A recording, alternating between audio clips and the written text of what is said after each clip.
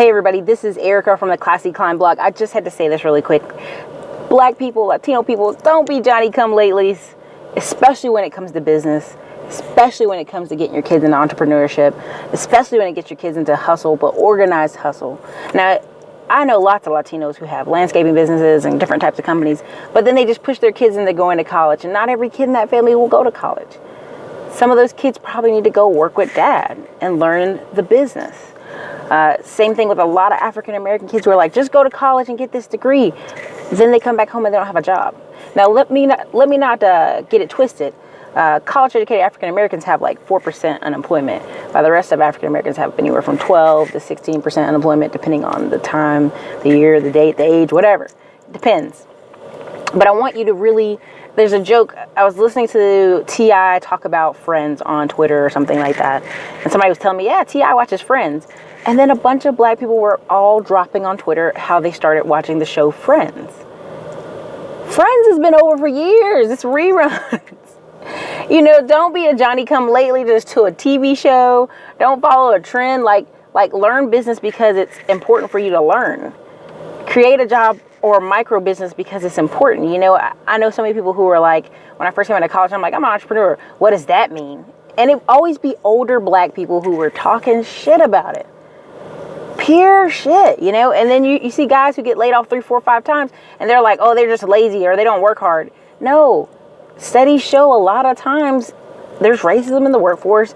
You know, if you don't have experience or if you're last hired, you're first fired, there's a lot of things that go into corporate America.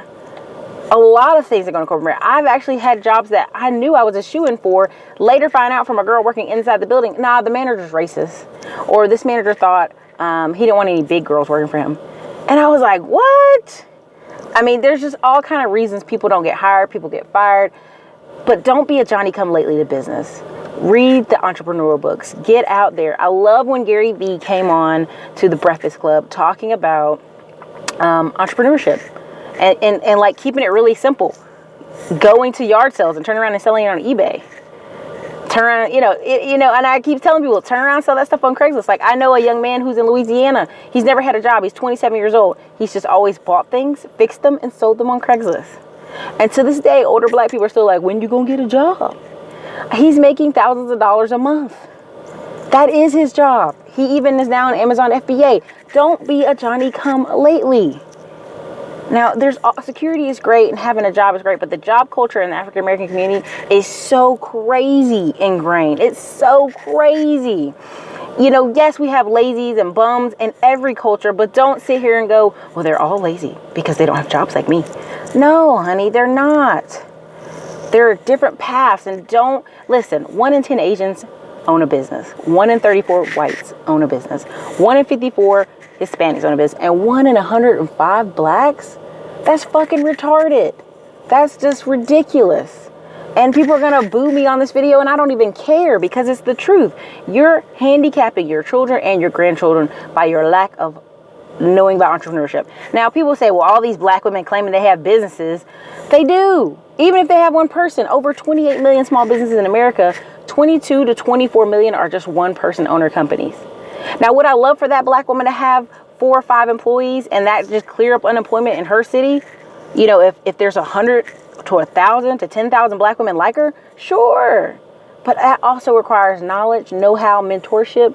That also requires her having good credit, getting some business credit.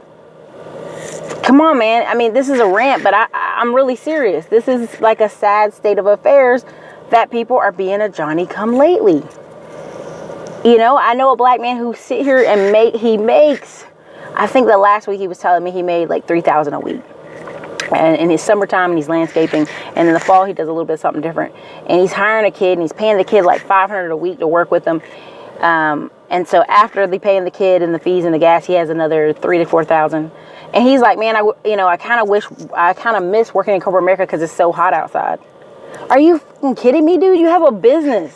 If it's that damn hot, hire some more kids and go inside. You know what I mean? Like, there's some things where people are so missing the camaraderie and the culture of a job that they're missing the forest for the trees. And yeah, he may say it's short term, but every time I see him every year, it's a good 6 to 7 months he's out here cutting grass, fixing gutters, doing light home repairs. Like, he stays busy.